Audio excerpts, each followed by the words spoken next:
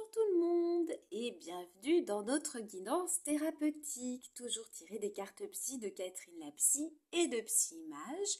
Donc comme d'habitude, je vais vous demander de choisir entre ces trois cartes, l'une dans le cadre orange, l'autre dans le cadre blanc et la dernière dans le cadre vert. Choisissez celle qui vous attire le plus. Si vous souhaitez faire les trois, vous pouvez le faire évidemment.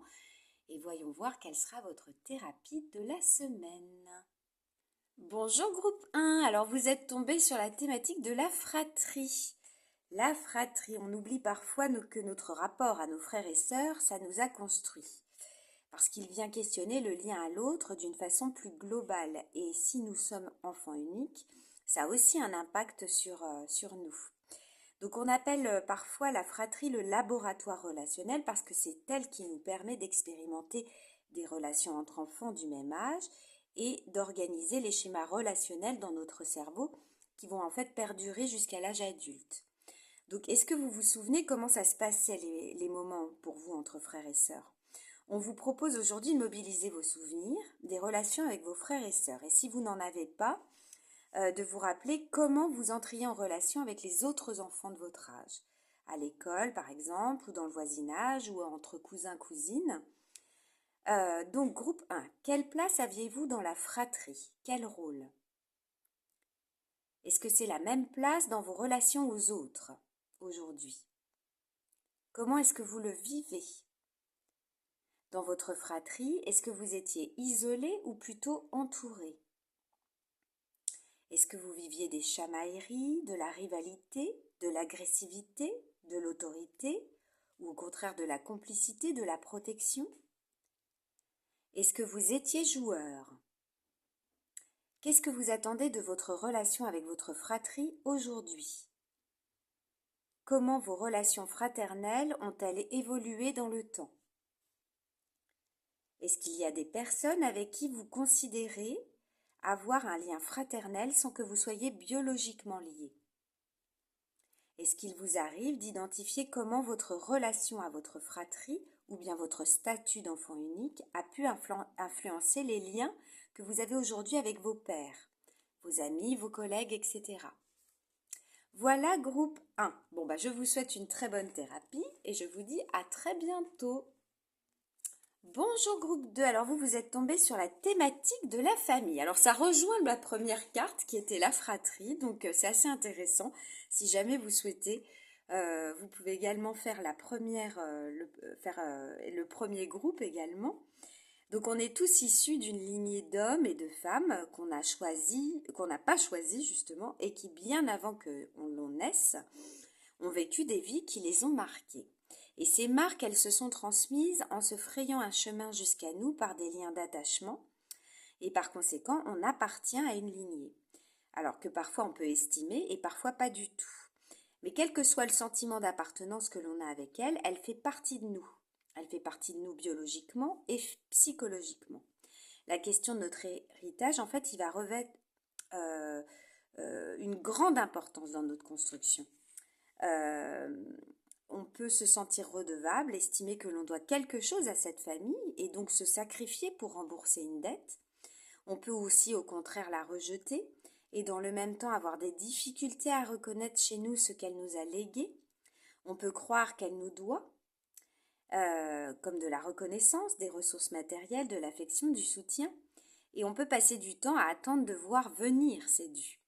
Alors, quelle que soit notre position, notre autonomie, elle passe par l'acceptation de l'appartenance à cet héritage familial. On en fait ensuite ce qu'on décide, mais cette famille, elle nous a construites. Alors, vous, groupe 2, aujourd'hui, quel rapport entretenez-vous avec votre famille? Comment est-ce que vous vous y sentez? En dette, en perte, en réparation, en conflit, en paix?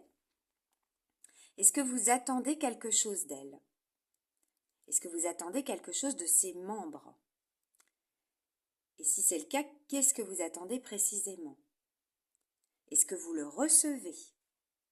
Est-ce que vous parvenez à mettre des limites à une famille envahissante? Est-ce que vous vous autorisez à être en désaccord avec ses membres? Voilà groupe 2. Bon écoutez, je vous souhaite une bonne thérapie également et je vous dis à très bientôt. Au revoir. Bonjour groupe 3, alors vous êtes tombé sur la thématique de la sexualité qui prend de multiples formes et qui est évidemment différente pour chacun d'entre nous. Qu'elle prenne forme dans notre réalité ou non, elle existe au moins au niveau psychique, dans nos rêves, nos fantasmes, dans nos pensées.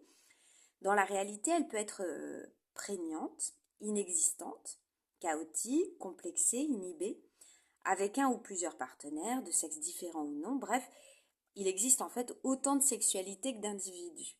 Et qu'on y soit venu très jeune ou plus tard, avec sécurité ou de façon plus problématique, notre rencontre avec la sexualité, elle a vraiment un impact sur nous. Et elle peut être associée au plaisir, au devoir conjugal, à l'enjeu de reproduction pour fonder une famille, au jeu aussi par exemple. Mais elle est parfois si taboue qu'on ne prend pas le temps d'explorer la nôtre et celle de nos éventuels partenaires. Alors, elle peut devenir morne, presque contrainte, inexistante malgré des envies, gênée, troublée ou ennuyeuse. Elle peut aussi devenir compulsive et addictive. Et d'autres fois, ce sont des problèmes hormonaux ou physiques qui la déstabilisent et qui peuvent la rendre très compliquée. Donc on peut explorer la sexualité par la pensée. Qu'est-ce que la sexualité pour moi? Quels sont mes besoins et quelles sont mes envies sur ce plan? L'explorer par la connaissance de son corps, le regarder, le toucher, savoir ce qui nous provoque plaisir ou déplaisir, l'explorer par le partage, si on veut et qu'on a un ou des partenaires, alors faire des tests pour trouver une sexualité commune en fait qui sera peut-être différente d'une sexualité individuelle ou d'une sexualité avec d'autres partenaires. Il existe en fait plein de pratiques sexuelles possibles. La créativité, en effet, elle a toute sa place dans notre sexualité et elle passe par tout un tas de possibilités à inventer ensemble. Le slow sex, les mises en scène, regarder, être regardé, se toucher, susurrer, jouer, etc. Donc pour vous, groupe 3, est-ce que vous osez explorer votre sexualité? Est-ce que vous savez ce que vous aimez? Est-ce que vous savez ce que vous n'aimez pas? Est-ce que vous connaissez la sexualité de votre partenaire si vous en avez un ou une? Est-ce que vous réussissez à créer une sexualité ensemble? Et est-ce que le sujet est tabou pour vous ou chez vous? Voilà groupe 3. C'est une belle thématique parce que c'est vrai que c'est assez compliqué. C'est quelque chose dont on ne parle pas forcément beaucoup. Et c'est quelque chose qui peut être gênant pour d'autres ou trop exacerbé pour d'autres. Donc voilà, voir un petit peu où vous vous situez. Je vous souhaite une excellente journée et je vous dis à très bientôt. Au revoir.